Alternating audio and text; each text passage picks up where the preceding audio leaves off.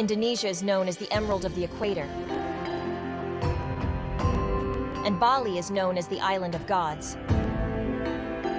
On this island, that ASGO Asian Society Gynecologic Oncology will hold its annual meeting from 29 November to 1st December 2024. The event will be held at the Bali Nusa Dua Convention Center, a well-known venue for international events, with a capacity of 1,000 participants and modern infrastructure to host world-class meetings. Bali is easily accessible. Many international airlines fly to Bali. The ASGO Symposium will be divided into 4 rooms, while the workshop will be divided into 2 rooms, Bit Deck and Venue. This is the ASGO to Local Committee.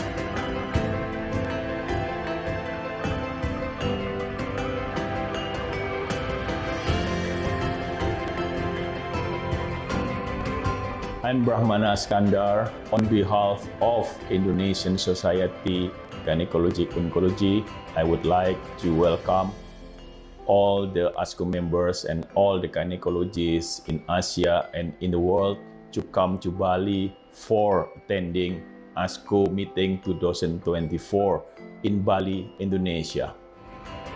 We invite you for coming to Bali and joining ASGO 2024.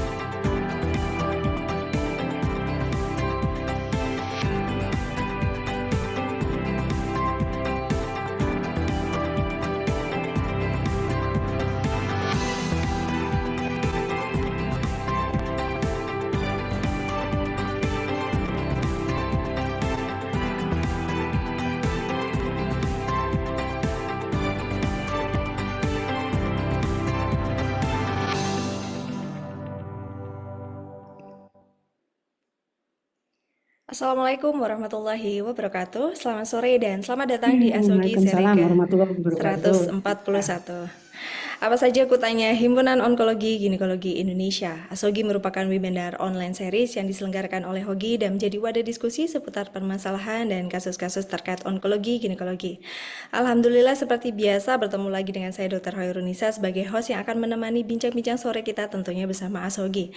Dan tidak lupa saya juga mengucapkan terima kasih kepada rekan sejawat dokter, SPOG, ginekolog onkologi serta para guru besar yang sudah bersedia meluangkan waktunya mengikuti seri ASOGI dari minggu ke minggunya. Tentunya selama 60 menit ke depan kita akan berdiskusi bersama para narasumber yang sudah pakar di bidangnya. Dan di seri pertama kita di awal bulan Oktober ini akan mendiskusikan fertility sparing surgery pada kanker ovarium.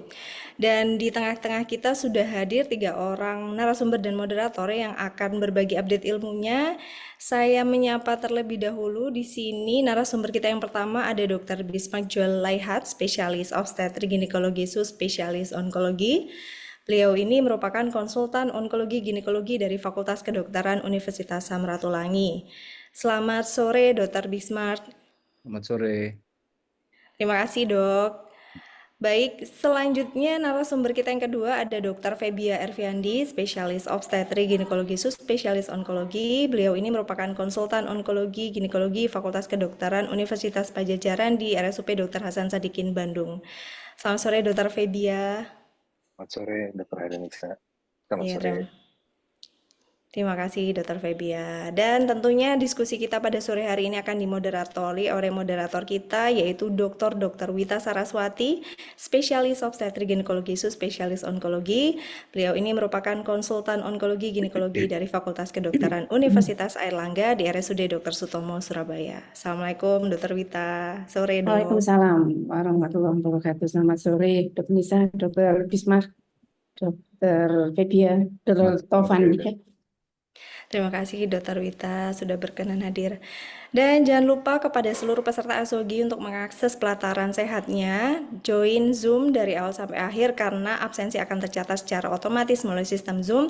Tidak perlu lagi meminta akses karena akan terverifikasi secara otomatis, kemudian menyelesaikan pembelajarannya sampai hari Jumat nanti.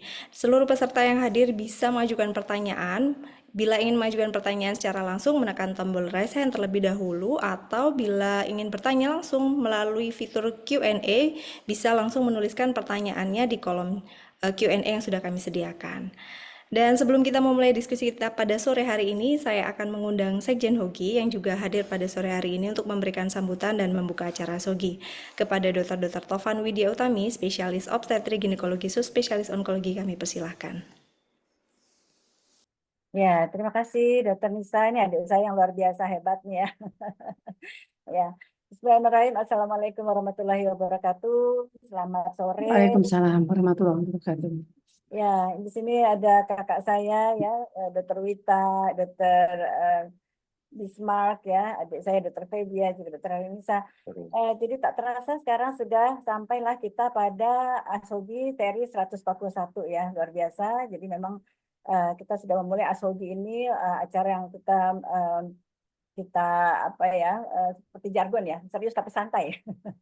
Santai tapi serius gitu, jangan serius-serius amat gitu ya, tapi jangan juga santai-santai amat gitu ya. Jadi memang mohon izin saya mewakili Bapak Ketua Umum kita Dr. Brahmana yang saat ini memang kita ketahui mudah-mudahan di sini para partisipan ya, registran mudah-mudahan bisa membantu untuk berdoa bersama ya untuk kesembuhan ayahanda tercinta dari Dr. Brahmana ya. Mudah-mudahan Allah memberikan segenap kasih sayang luar biasa keajaiban untuk Profesor Askandar untuk bisa sembuh ya seperti semula, mudah-mudahan ya, mudah-mudahan amin ya rabbal alamin. Dan bagi yang masih dalam kondisi sakit mudah-mudahan lebih sehat lagi ya, bagi kita yang sudah sehat alhamdulillah mudah-mudahan bisa lebih berkarya lagi. Jadi pada kesempatan ini saya tidak berpanjang ya, di sini sudah pastinya akan sudah siap-siap ya Dr. Bismarck, saya panggil Bang Joel ya. Bang Joel, kemudian Dr. Febia, Dr. Wita ya. Dari satu frame ini kita bisa dari Sabang sampai Merauke ya, dari Dr. Nisa Surabaya, Dr. Wita juga Surabaya, Dr. Bismarck dari Manado, Dr. Febia dari Bandung ya. Mudah-mudahan kita selalu kompak ya. Jadi memang kalau kita bicara fertility sparing surgery pada kanker ovarium nggak akan ada habisnya ya. Karena memang saat ini kita memang bergerak untuk personalized medicine, kemudian preventive medicine maupun juga gene terapi. Dan yang paling penting mungkin nanti akan disampaikan ya bagaimana kita refreshing ya, apa aja sih jenis kanker ovarium, apa saja yang kriteria seleksinya dapat kita lakukan konservatif ya. Kemudian ini juga akan beranjak pada ranah oncofertility ya. Oncofertility artinya memang kita tidak bisa berdiri sendiri gitu ya. Jadi memang ini adalah suatu pendekatan multidisiplinary gitu ya. Bagaimana kita bisa menempatkan seorang pasien itu dalam kandidat yang memang memenuhi syarat untuk dilakukan suatu fertility preservation atau fertility sparing gitu ya. Jadi kita tahu bahwa saat ini kita berkembang ya, walaupun kanker ovarium masih misterius gitu ya, walaupun di negara maju sekalipun yang sudah berkembang segala macam biomarker, ternyata masih juga ini menjadi momok ya di negara maju manapun, di mana overall survival tidak beranjak naik ya, kira-kira cuma sekitar 40-45% untuk in general gitu ya. Bagaimana kita tantangan ke depan bahwa non epithelial terjadi pada usia muda, mudah-mudahan masih bisa kita untuk berjuang untuk fertility sparingnya ya. Nanti bagaimana surgery-nya nanti kita dengarkan bersama ya.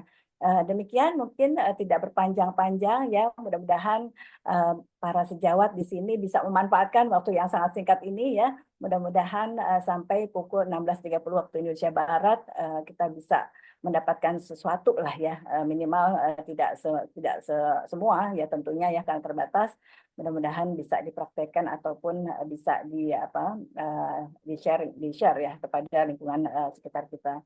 Baik, mungkin itu saja dari saya. Selamat mengikuti. Mohon maaf atas segala hal yang dirasa kurang berkenan ya. Terima kasih atas segala asupan, partisipasi dan luar biasa supportnya. Saya tutup. Wassalamualaikum warahmatullahi wabarakatuh. Silakan. Waalaikumsalam warahmatullahi wabarakatuh. Baik, terima kasih banyak Dr. Tovan sudah berkenan memberikan sambutan dan pengantar untuk membuka acara ASOGI pada sore hari ini.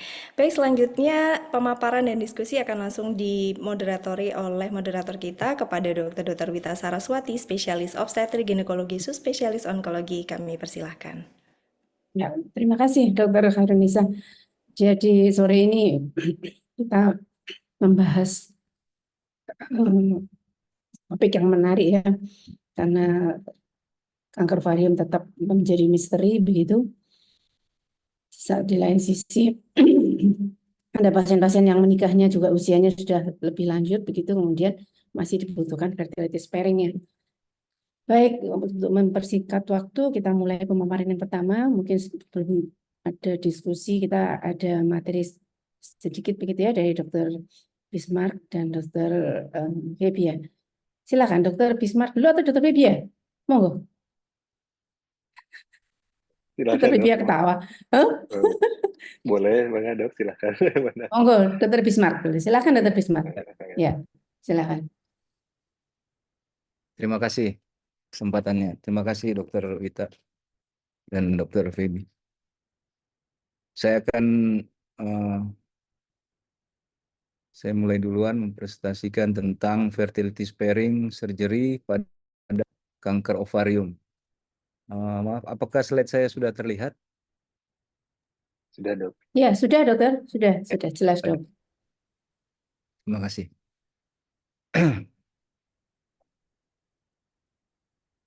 Jadi mengapa fertility sparing surgery itu diperlukan atau dibutuhkan ya?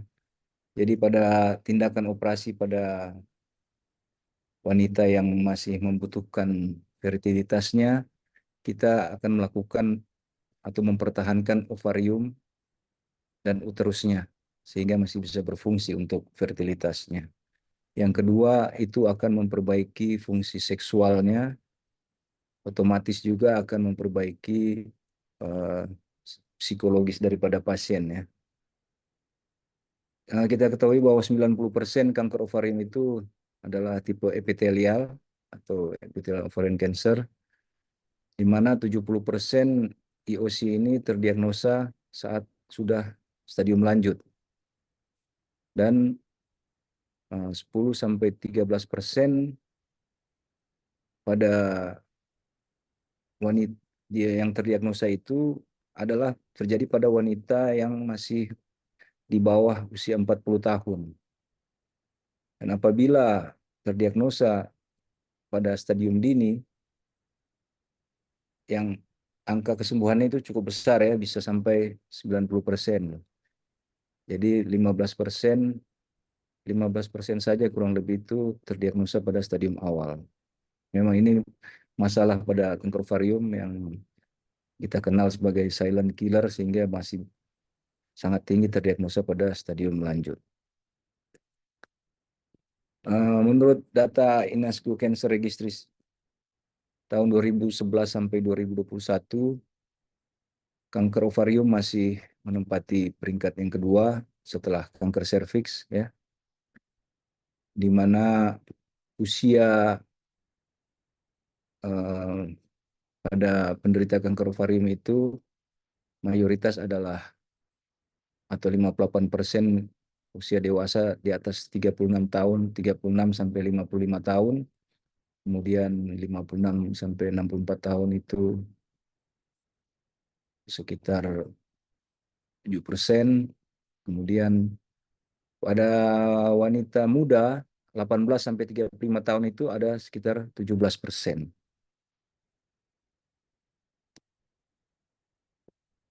Sebelumnya kita kembali untuk melihat stadium Vigo untuk kanker ovarium ini. Kita ketahui bahwa stadium kanker ovarium itu terbagi menjadi stadium 1, 2, 3, dan 4, di mana stadium awal atau early stage itu kita kenal pada stadium 1, 1A, 1B, dan 1C. 1A itu hanya pada satu ovarium saja, salah satu unilateral, tumor ada pada permukaan dinding ovarium.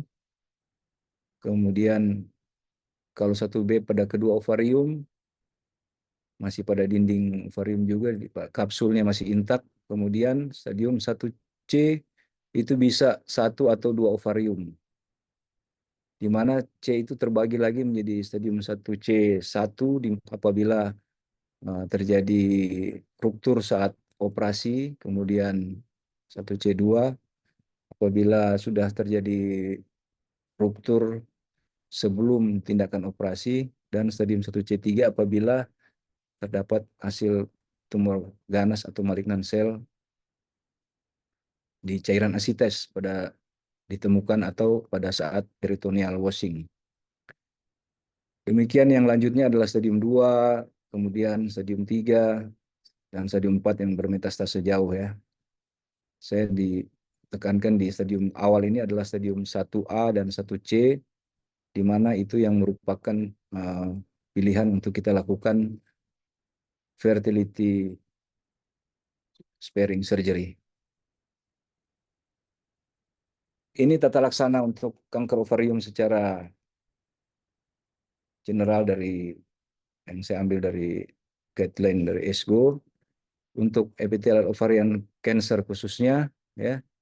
Jadi untuk stadium 1 dan sampai stadium 2 standarnya adalah kita harus melakukan total abdominal hysterectomy dan bilateral salpingo-oophorectomy. Dilanjutkan dengan surgical staging ya apabila ditemukan hasil frozen section itu suatu kanker ovarium, dan secara klinis kita bisa menentukan stadium 1 sampai 2A. Kemudian untuk algoritma yang kedua adalah untuk stadium 2B sampai stadium 4 ya. Ada 2B sampai 3B dan stadium 3C stadium 4. Dan ini apabila untuk stadium lanjut ada pertimbangan untuk dilakukan neoadjuvant kemoterapi, kemudian dilakukan kembali pembedahan kembali, atau apabila terjadi progressive disease sudah tidak dilakukan pembedahan. Saya lanjut saja. Nah, untuk indikasi fertility sparing surgery itu ada beberapa. Yang pertama adalah apabila tumor ovarium itu ditemukan unilateral. Jadi hanya salah satu ovarium saja. Kemudian yang kedua adalah kanker ovarium epitel dengan grade histologi, secara histologi grade 1 atau mungkin grade 2 atau grade 2 ya.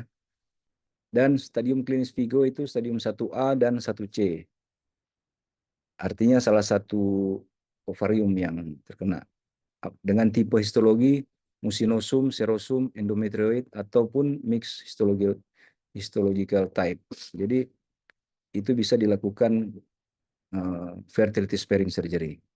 Dan syaratnya wanita usia tentunya kurang dari 40 tahun. Ini tata laksana fertility sparing surgery, bisa dilakukan, kita lakukan ovarian kistektomi ya. Kalau bisa terangkat semuanya, kita lakukan juga unilateral salpingo-oophorectomy. Tentunya ovarium yang satu ditinggalkan. Kemudian dilanjutkan dengan tindakan surgical staging, di mana ada tahapan-tahapannya seperti limfodenektomi, omentektomi, appendektomi, biopsi peritoneum ya. Kemudian bisa juga tata laksana apabila kedua ovarium itu harus diangkat, bisa sebelumnya dilakukan cryopreservation of oocyte ya, atau penyimpanan sel telur dalam keadaan beku. Ini perbedaan surgical staging pada yang bukan yang fertility sparing dan cytoreductive ovarian surgery ya, atau yang standar. Jadi perbedaannya adalah di hysterectomy ya. Kalau untuk insisinya sama, midline dianjurkan ya, insisi midline, kemudian dilakukan peritoneal sitologi cairan asites, kemudian dilihat permukaan peritoneum, apabila ada yang mencurigakan dilakukan biopsi, kemudian biopsi juga pada daerah peritoneal parakolika ya. Dan tindakan hysterectomy itu dilakukan apabila tidak direncanakan untuk fertility sparing. Kalau fertility sparing tidak dianjurkan untuk histerektomi. Kemudian pada fertility sparing itu hanya dilakukan unilateral salving ovarectomy, tentunya pada ovarium yang sakit atau yang cancer, kemudian yang ada tumor. Kemudian fertility sparing tidak melakukan bilateral salving ovarectomy. Yang lainnya adalah sama, omentektomi dan juga limfadenektomi pelvic dan para-aortik. Bagaimana luaran atau hasil daripada fertility sparing dari jurnal tahun 2023 Ko M et al. Di sini untuk onkologi outcome itu angka rekurensinya dari penelitian ini untuk epithelial ovarian cancer itu hanya 1 dari 33 kasus yang dilakukan FSS atau fertility sparing surgery.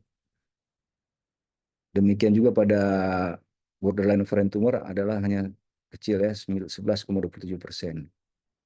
Sedangkan obstetric outcome-nya untuk angka kehamilannya pada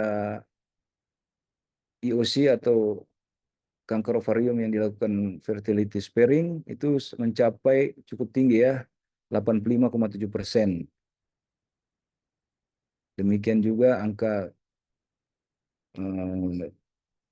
kelahirannya mencapai 93%.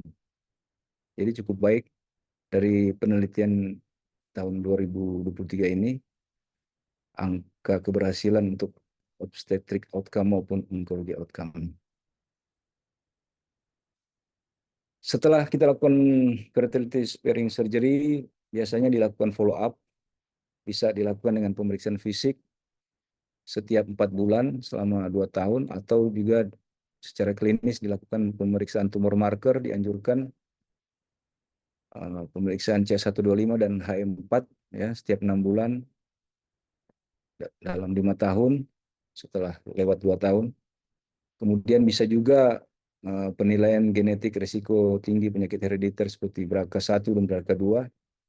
Dan apabila sudah berusia lebih dari 40 tahun dan sudah tidak membutuhkan fungsi reproduksi, dianjurkan untuk melakukan tindakan operasi kembali, yaitu histerektomi dan bilateral salpingo-ovarectomy. Menurut kepustakaan dari Perez Quintanilla tahun 2020. Ya, demikian presentasi singkat saya untuk mengawali diskusi kita nanti. Terima kasih.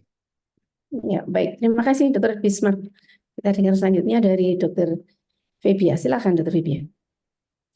Baik, terima kasih kepada Dr. Wita, Dr. Bismarck, dan juga kepada Sekjen Hogi Dr. Tovan, dan juga kepada audiens dari Aslogi. Mohon izin, sudah terlihat PowerPoint ini? Sudah, Dokter. Sudah. Ya, baik. Ya. Izin hanya menambahkan saja sedikit, Dok, terkait dengan fertility sparing surgery pada kanker ovarium. Jadi pertama-tama, mungkin saya melihat dari sisi bahwa secara epidemiologi kanker ovarium ini kasusnya akan meningkat setiap tahunnya. Dari beberapa penelitian dikatakan bahwa dalam 20-30 tahun ke depan, peningkatan di Asia saja bisa hampir dari 50% dari kasus yang ada sekarang. Dan kemudian yang menjadi perhatian, tentu saja tidak hanya pada sel ovarium yang pada golongan pasca menopause misalnya, tetapi juga pada yang usia remaja dan dewasa muda, sekitar 12 sampai dengan 26 tahun, atau pada khususnya usia di bawah 40 tahun. Kemudian ada juga kasus yang lebih sering terjadi pada usia muda, yaitu pada jenis sel ovarium yang non-epitelial yang menjadi perhatian khusus kita.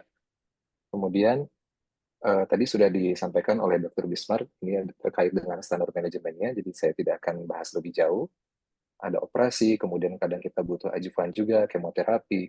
Tetapi dalam hal fertility sparing, sesuai dengan kesepakatan dan konsensus, ada beberapa artikel dari SG, ISHRE, dan juga ESGO Guideline, pada prinsipnya adalah mempertahankan uterus dan at least satu dari ovariumnya itu dipertahankan. Namun pada beberapa kasus juga dikatakan ada yang melibatkan ovarium bilateral, itu bisa dilakukan pengangkatan keduanya dengan mempreservasi uterus dengan syarat bahwa uterusnya dalam kondisi yang baik. Karena di luar negeri, di beberapa negara, diperkenankan untuk donasi sel telur. Nah, ini adalah rangkuman dari kriteria mana saja yang bisa dilakukan fertility sparing. Misalnya pada kasus yang bukan jinak, bukan ganas, yang masuk dalam golongan borderline ovarian tumor, itu pada yang stadium awal sampai dengan yang 2 sampai 4 itu masih bisa dilakukan fertility sparing, baik dengan salping ovarectomy bukan stektomi.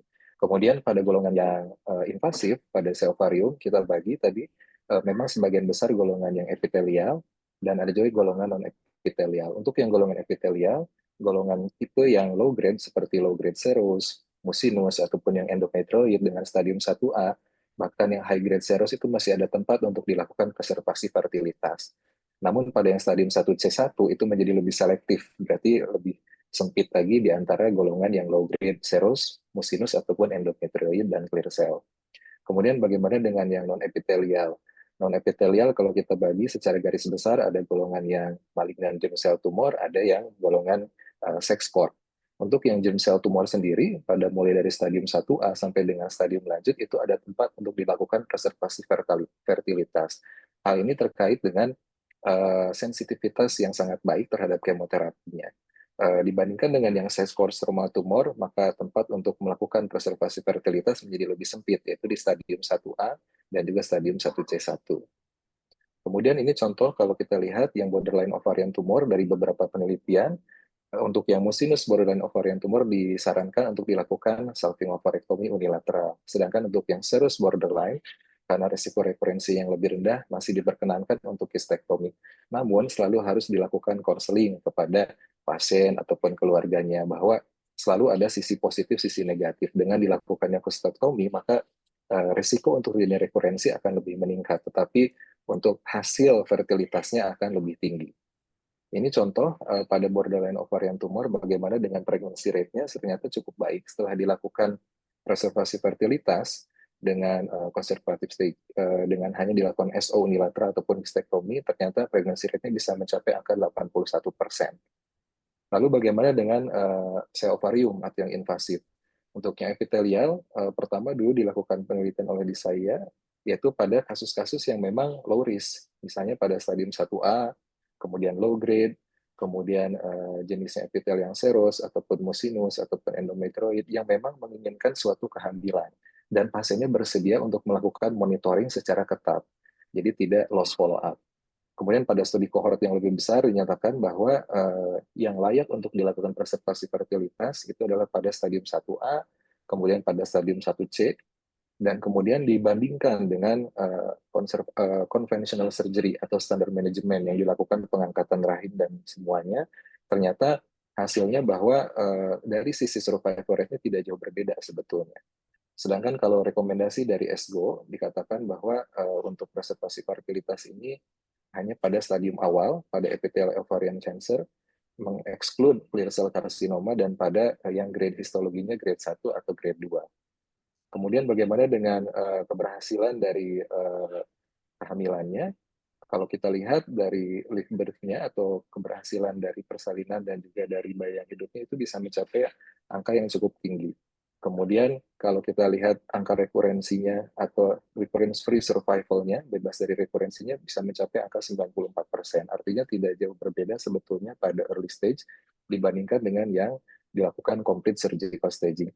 Tadi untuk kriteria secara umumnya sudah disampaikan juga oleh Dr. Bismarck, yaitu tumor ovariumnya unilateral, histological grade-nya 1 atau 2, stadium klinisnya adalah stadium 1 atau 1C dengan beberapa jenis histopatologi, usia di bawah 40 tahun, tentu saja ini dikaitkan dengan cadangan ovariumnya, yang bisa kita lihat dari follicle antral dan juga dari anti-Mullerian hormone. Dan yang terakhir tidak kalah penting adalah bahwa sebaiknya dalam penanganan ini adalah dilibatkan tim multidisiplin. Jadi tidak hanya seorang onkolog sendiri, tetapi misalnya ada tim dari fertilitas atau tim expert dari reproductive biologist ataupun dari patologi anatomi, sehingga penanganan ini bisa terus berlanjut, tidak hanya sekedar operasinya saja.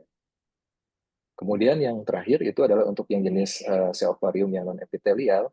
Untuk yang golongan malignan ovarian germ cell tumor, ini responnya sangat baik pada stadium dini, kemudian pada stadium lanjut pun dia responnya baik terhadap kemoterapi, sehingga tempat untuk dilakukan preservasi fertilitas itu boleh dilakukan.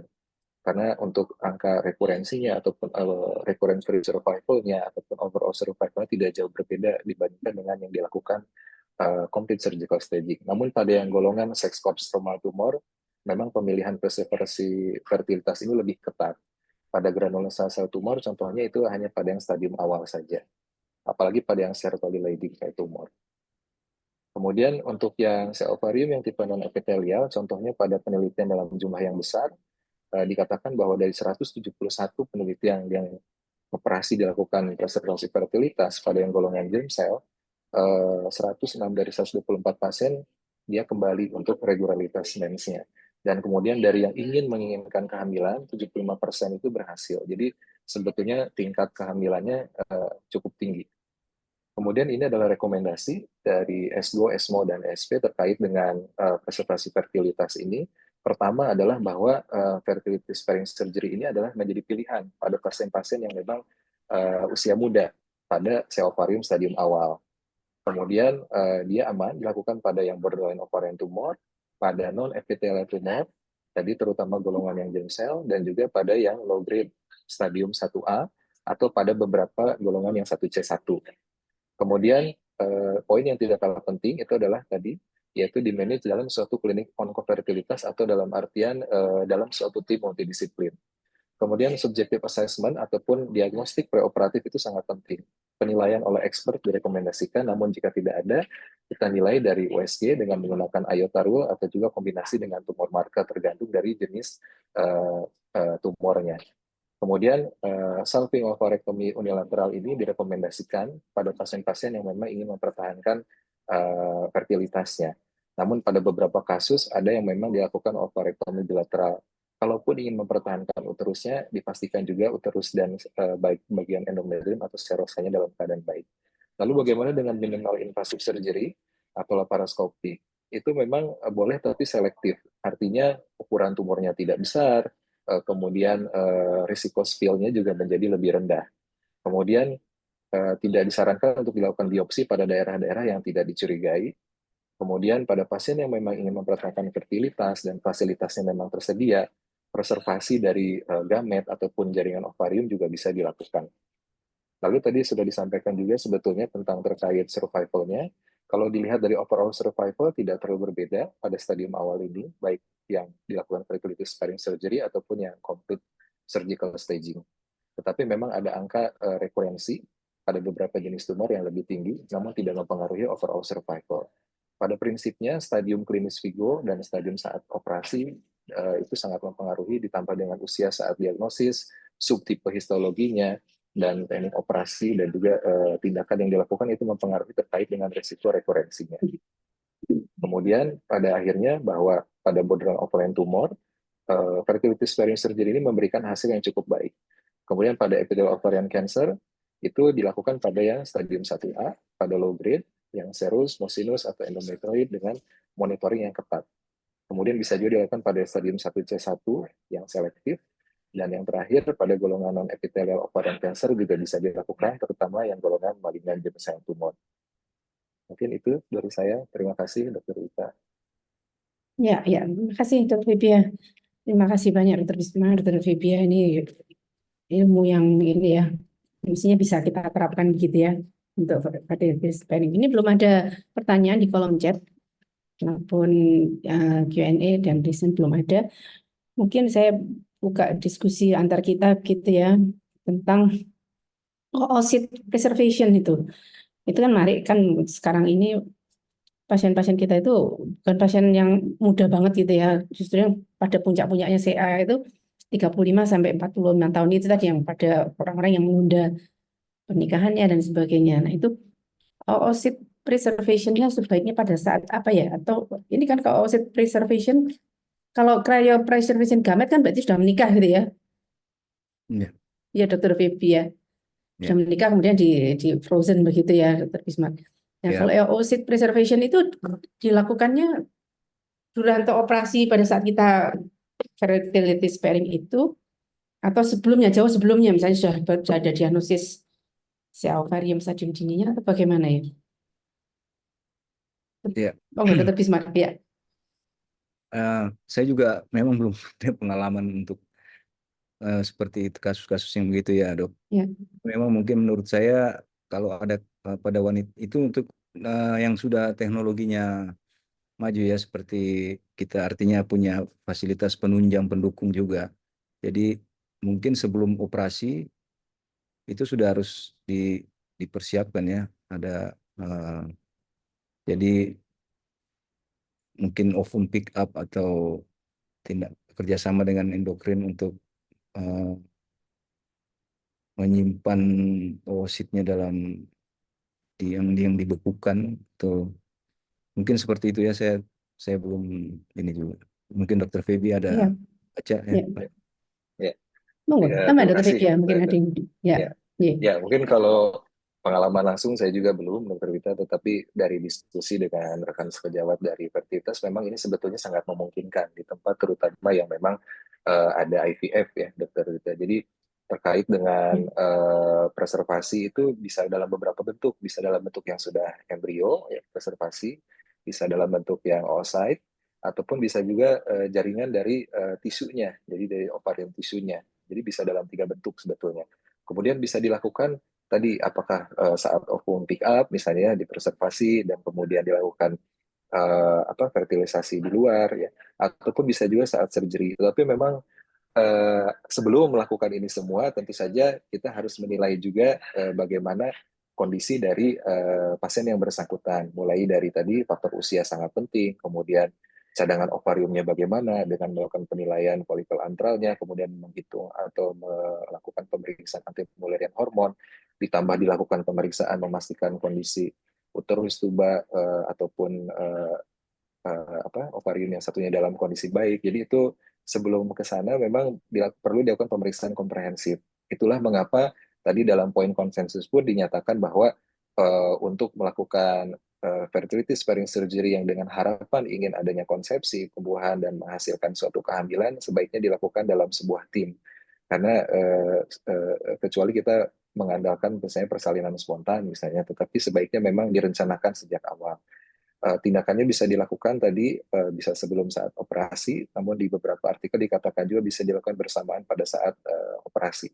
Mungkin itu yang dari saya, Dokter Wita. Ya, ini ada pertanyaan, Dokter. Apakah memungkinkan untuk menentukan grade itu melalui frozen section, mengingat bahwa indikasi fertility sparing itu hanya pada grade 1 dan grade 2 kalau jenis epitelial.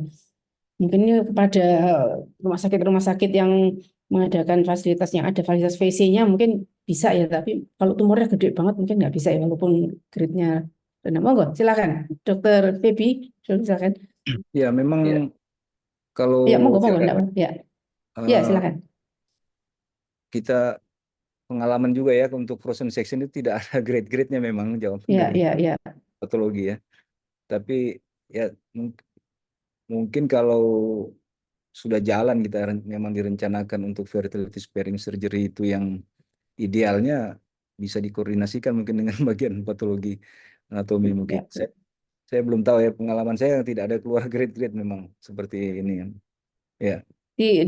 Tapi di rumah sakit Kandau sudah ada ya VC ya, Dok? Ada VC Ada ya. Ada.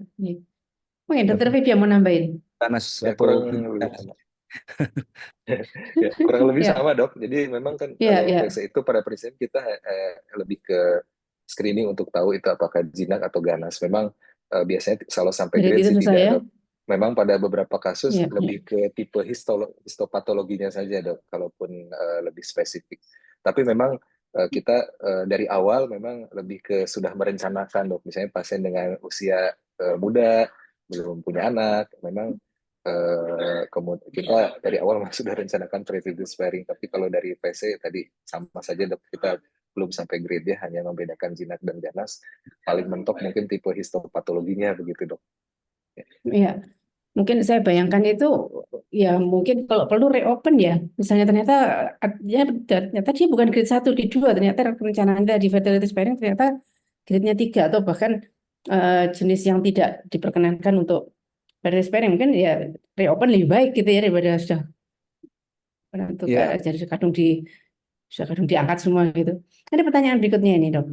Jika memang fertility sparing, apakah sebaiknya kehamilannya bisa spontan atau harus ART? Itu sudah disinggung sedikit ya.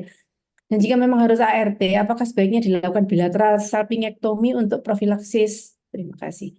Dari tidak ada namanya ini. Silakan Dr. Bisma.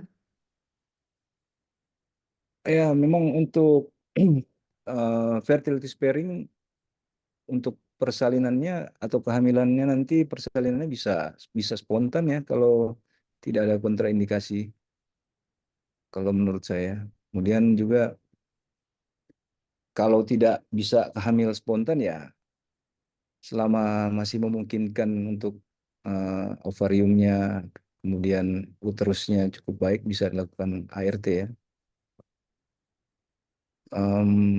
Apakah sebaiknya dilakukan bilateral salpingectomy? Salpingektomi Ya, untuk profilaksis.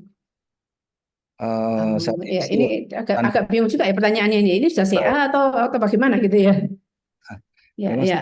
masih unilateral salving ovarectomy ya, tidak dianjurkan juga untuk tomi karena mungkin diharapkan masih bisa berfungsi tubanya untuk terjadi kehamilan Spontan ya. normal ya, seperti itu. Ya, ya, ya. Dokter Bibi ada yang mau menambahkan? Ya, kurang lebih sama dok. Jadi pada prinsipnya Hmm. tidak harus ART dok atau IVF ya. Jadi dari tadi yang saya kemukakan beberapa data yang di atas juga kebanyakan itu persalinannya bisa dicapai dengan persalinan spontan. Tapi tentu tadi yang paling penting itu adalah sebelum kita melakukan fertility sparing surgery itu disampaikan bahwa terapi standarnya seperti ini, terapi yang kita lakukan seperti ini, angka rekurensinya seperti apa, survival rate-nya bagaimana, kemudian keberhasilannya bagaimana, dan tadi dinilai terkait dengan ovarian reserve-nya dok. Jadi pasien harus disampaikan hal-hal seperti itu. Dan mungkin kalau sudah misalnya beberapa lama, 6 bulan sampai setahun persalinan spontan tidak bisa terjadi, tempat untuk IVF ya bisa dilakukan sama seperti halnya pasangan-pasangan yang bukan sel ovarium begitu.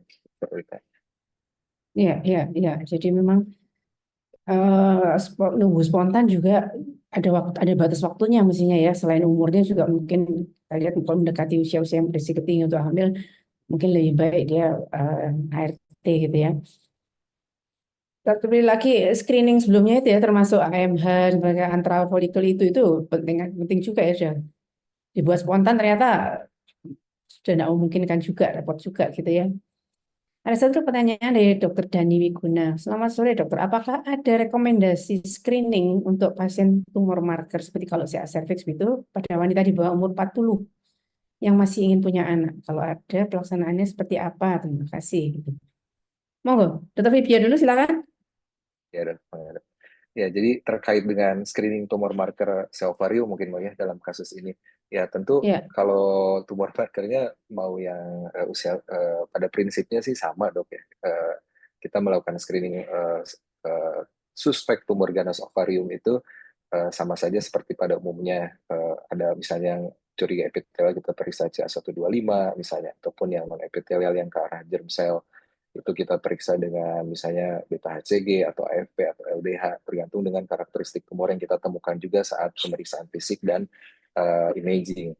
Jadi tidak dibedakan apakah ini akan fertility sparing atau non fertility sparingnya, tetapi lebih ke karakteristik dari tumor ovariumnya. Dan juga dari usianya kurang lebih tidak terlalu berpengaruh. Hanya saja memang kalau pada usia muda kita lihat persentasenya kan 30% itu yang germ cell itu di bawah 40 tahun, sehingga kalau karakteristiknya tumornya memang padat, mungkin jenis tumor markernya yang akan berbeda kita periksa. Misalnya bukan tidak harus selalu CA125, tapi tergantung karakteristik tumornya. Kurang lebih seperti itu, dok. ya, ya. Ada tambahan Dr. Bisma? Silakan. Ya, sudah cukup dokter. Ya, ini ada Sama-sama. pertanyaan yang menarik juga. Berarti nunggu staging dan hasil PA dok untuk memutuskan sparing fertility. Ya, Saya ini biasanya sih semua ya kata biasanya kalau usia muda kita perlakukan sama semua ya fertility sparing gitu kan. Gitu. Monggo Dokter Bismarck, silakan. yang tadi mungkin karena kita tidak bisa menentukan gradingnya juga ya lewat Ya. Jadi memang ya seperti yang Dokter Wita katakan, memang kalau masih usia muda kita sudah harus di prinsip tindakan kita itu adalah mempertahankan uterus dan usahakan untuk mempertahankan kalau ovariumnya masih bisa dipertahankan ya. Tentunya kembali lagi bahwa penentuan staging itu selain dari hasil frozen section menyatakan bahwa ini adalah suatu keganasan, setelah diagnosa malignansi itu tegak, kita secara klinis ya, kalau di beberapa pustakaan yang saya baca itu di diagnosa 1A atau 1C itu secara diagnosa stadium 1A secara klinis. Jadi kita melihat, artinya mungkin dengan mata kita melihat, oh ini memungkinkan untuk kita lakukan salpingoophorectomy saja dengan surgical staging dengan mempertahankan atau konservasi. Jadi mungkin tidak perlu menunggu hasil patologi lagi untuk memutuskan tindakan sparing fertility. Ya, demikian. Ya, setuju rasanya kita ya Dr. Bibia. Jadi usia muda jangan complete surgical staging gitu ya, konservatif sampai nanti hasil PA atau keputusan yang lain setelah stagingnya keluar baru kita putuskan tidak memungkinkan untuk fertility sparing, misalnya harus di open misalnya begitu, itu lebih baik daripada sudah terlanjur kita complete surgical staging ternyata terus jenis yang grade 1 atau 2. Ada tambahan Dr. Febri? Ya, kurang lebih sama Dr. Rita, kecuali memang saat intraoperasi misalnya kita menemukan stadiumnya hal-hal lanjut yang ternyata ya. betul mungkin itu lain cerita, kita harus sampaikan kepada keluarga saat intraoperasi, misalnya di omentumnya ada seeding, apalagi kalau sudah ada omental cake dan lain-lain, itu lain cerita, mungkin bisa saja jadi berbeda, tapi memang itu sudah kita sampaikan sejak preoperatif, jadi pasien dan keluarga juga sudah ada persiapan gitu, Dok. Ya, ini menarik karena edukasi itu sebelum operasi sampai kemungkinan yang terjelek kan begitu kan, sehingga pasien itu tidak berharap terlalu banyak, ternyata pasca operasi baru dikasih tahu bahwa tidak mungkin fertility sparing, mending edukasi itu dari awal sampai kemungkinan yang terjelek gitu ya, kemungkinan bahkan tidak bisa dipertahankan, yang ingin dipertahankan ternyata nggak bisa gitu ya. Setuju, itu menarik sekali. Jadi pre-operasi itu mesti konselingnya lebih detail.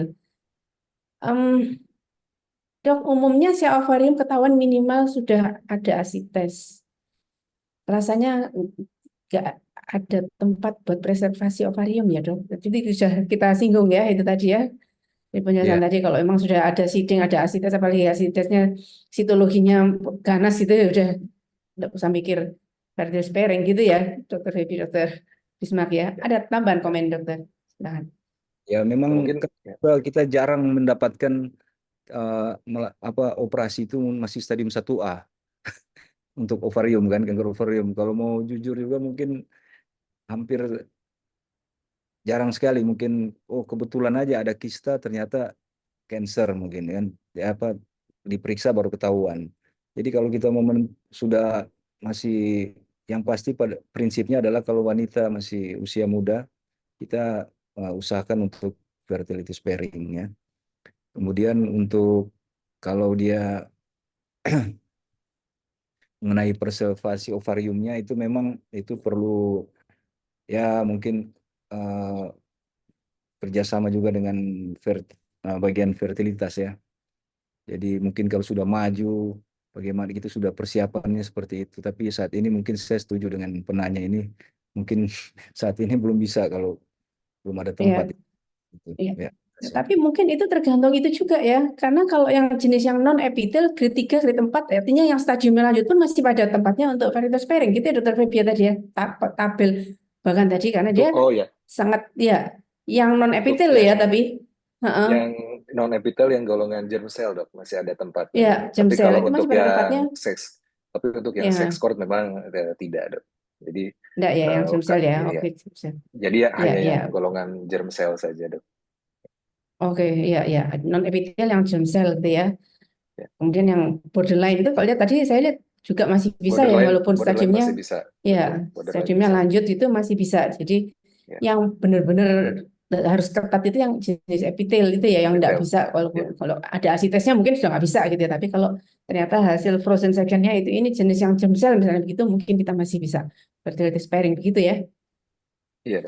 Adalah satu lagi pertanyaan, sampai kapan idealnya kita memutuskan melanjutkan untuk terapi konservatif pada kanker ovarium bila tidak dilakukan HRT tadi ya? reproduksi berbantu atau tidak terjadi kehamilan. Nah, ini tadi sampai kapan nih kita mau nunggu hamilnya spontan ini gitu ya? Apa ada batas waktunya? Kapan kita memutuskan untuk melakukan terapi utamanya yaitu complete surgical staging? Nah, ini. Monggo silakan, Dr. Bismar, silakan. Ya, kalau sampai kapan ya memang seperti tadi juga sudah yang dari kepustakaan itu sampai apabila sudah lewat usia 40 tahun itu dianjurkan untuk kita lakukan komplit ya surgical staging, hysterektomi total dengan bilateral dengan mengangkat ovarium yang masih ada ya. Jadi mungkin oleh bagian fertilitas juga mungkin diberikan kesempatan itu sampai usia 40 batasnya untuk memutuskan apakah ini masih bisa hamil atau tidak ya. Mungkin dengan bantuan ART atau dengan yang metode-metode lain. Demikian. Monggo, Dr. Febi ada tambahan? Ya, terima kasih Dr. Wita. Jadi kalau dari beberapa artikel, terutama dari yang konsensus SGO, SG, SARE, jadi memang sebetulnya kalau memang dari awal penapisannya kita sangat baik, misalnya kita melakukan fertility sparing surgery misalnya pada stadium 1A, kemudian low grade, misalnya seros atau mucinous atau endometrioid misalnya, kemudian usianya di bawah 40 tahun, tadi dikatakan bahwa angka recurrent free survival-nya masih bisa dibandingkan dengan yang complete surgical staging. Begitupun dengan overall survival, bahkan di 10 tahun ke depannya itu kurang lebih angkanya di 90%-an. Jadi sebetulnya kita punya waktu yang cukup lama. Tetapi yang harus diperhatikan apakah waktunya itu sama dengan waktu ovarian reserve pasien yang bersangkutan ketika kita temukan si ovarium. Misalnya kalau usianya sudah 39, mepet-mepet 40, tentu juga penanganannya adalah penanganan pada infertilitas ataupun pada yang memang penanganan fertilitas pada umumnya yang non ovarium. Jadi sebetulnya kurang lebih seperti itu. Kemudian poin kedua terkait apakah selanjutnya perlu dilakukan complete surgical staging, ini pun sebetulnya masih ada beberapa kontroversi sebetulnya Dr. Wida. Memang beberapa menyarankan setelah itu dilakukan complete surgical staging untuk mengurangi risiko rekurensi di masa mendatang. Tetapi ada juga yang mengatakan tidak perlu selama dia mampu ataupun bersedia untuk melakukan close follow up dalam 5-10 tahun ke depan. Jadi yang penting itu sebetulnya kemauan pasien untuk melakukan monitoring atau close follow up-nya. Mungkin itu, terima kasih. Ya, ya, saya setuju. Jadi artinya begini, ini beda dengan CA endometrium yang kita lakukan fertility sparing kan. Begitu dia berhasil hamil, nah di kemudian hari disarankan untuk histerektomi kan begitu kan, karena faktor resikonya masih ada terus, masih melekat pada perempuan itu kan.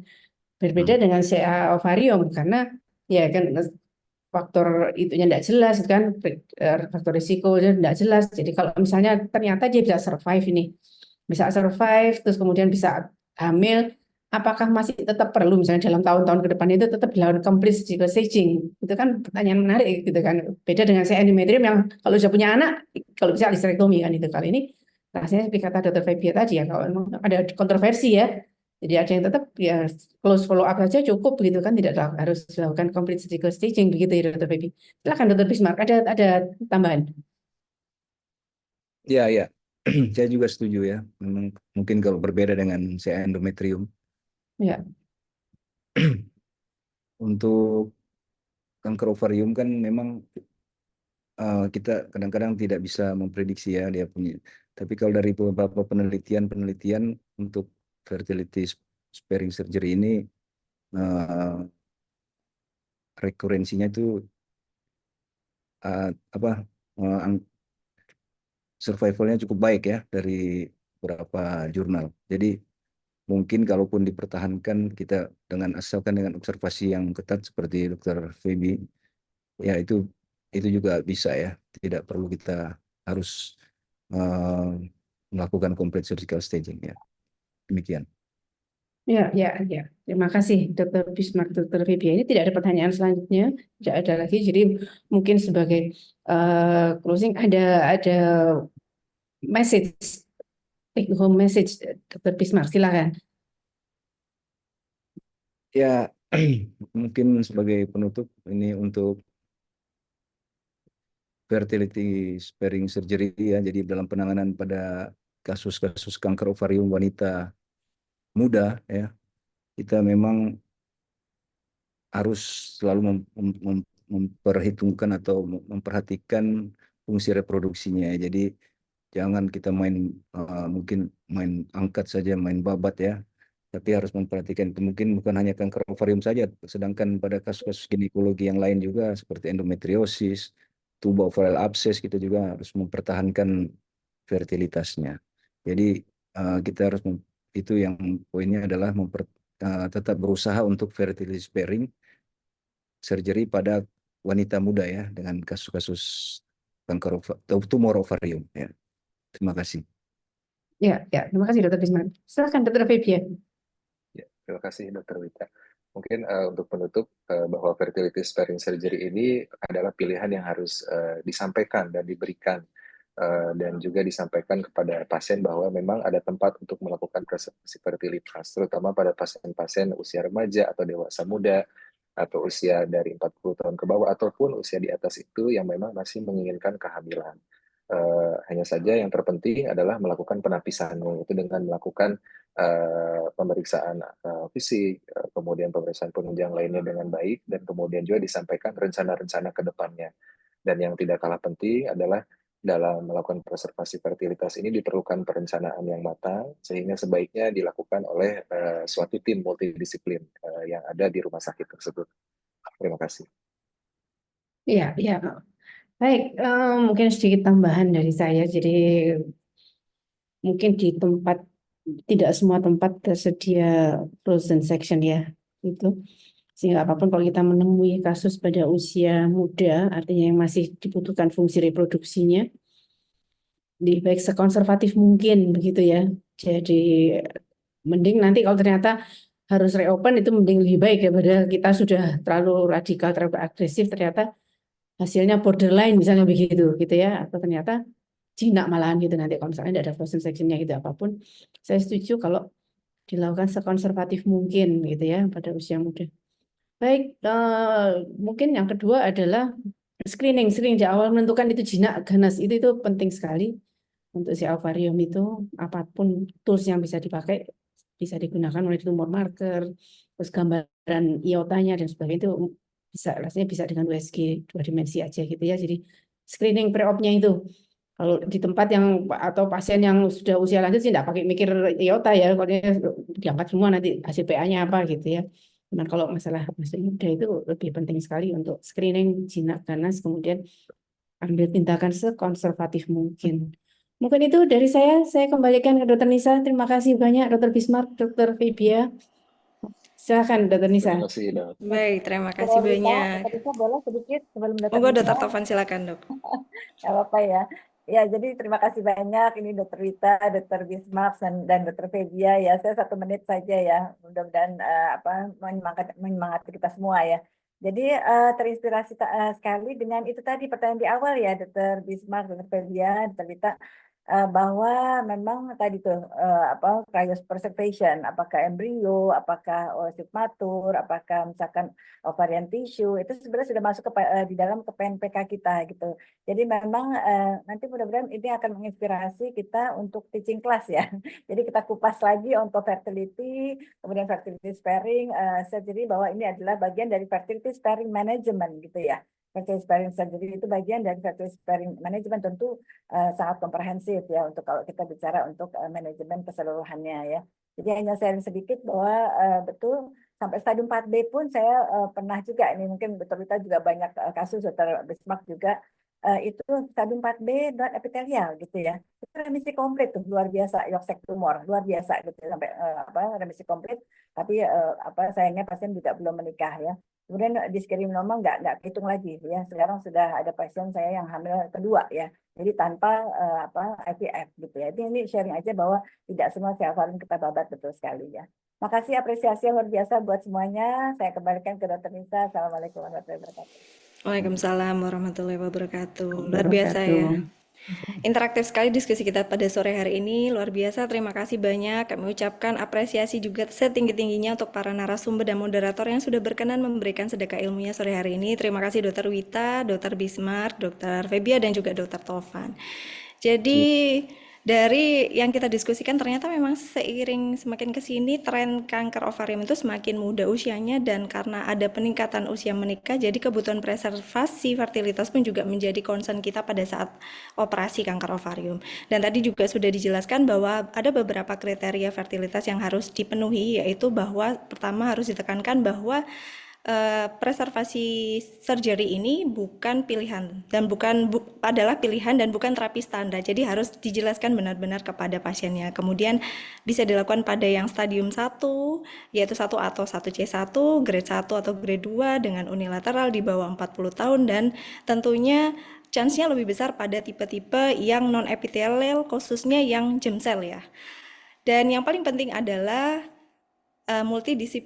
multidisiplin, jadi perlu kerjasama tentunya dengan tim fertilitas. Jadi semoga apa yang kita diskusikan pada sore hari ini bisa memberikan banyak manfaat untuk kita semua, dan tidak terasa kita berada di penghujung acara. Saya kembali lagi mengingatkan bahwa tanggal 28 November sampai 1 Desember nanti Hogi akan menjadi tuan rumah ASGO Meeting 2024 yang akan diselenggarakan di Bali. Akan ada 24 SKP Kemenkes untuk satu workshop, di mana akan ada 7 workshop dan ada 30 SKP Kemenkes untuk simposium kita yang bertaraf internasional. Registrasi untuk peserta masih kami buka sampai menjelang acara di bulan November nanti, dan info lengkap bisa diakses melalui www.asgo2024bali.org.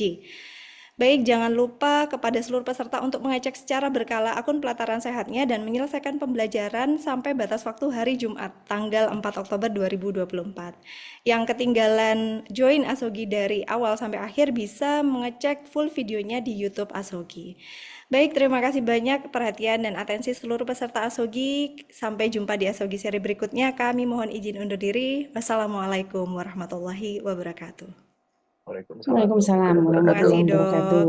Terima kasih Dr. Wita, Dr. Wisma, Dr. Tovan, Dr. Wisma, Dr. Vivia, Dr. Tovan, Dr. Nisa. Terima kasih, Dok. Terima kasih Dr. Tovan. Indonesia is known as the Emerald Izin of the lift, Dok. Equator, and Bali is known as the Island of Gods. On this island, that ASGO Asian Society Gynecologic Oncology will hold its annual meeting from 29 November to 1st December 2024. The event will be held at the Bali Nusa Dua Convention Center, a well-known venue for international events, with a capacity of 1,000 participants and modern infrastructure to host world-class meetings. Bali is easily accessible. Many international airlines fly to Bali. The ASGO Symposium will be divided into 4 rooms, while the workshop will be divided into 2 rooms, bit deck and venue. This is the ASGO to your local committee.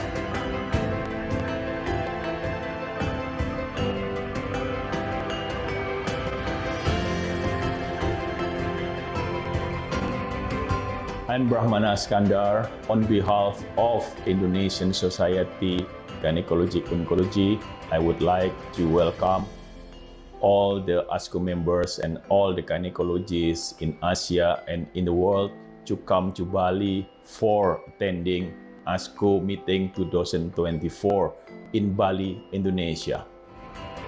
We invite you for coming to Bali and joining ASGO 2024.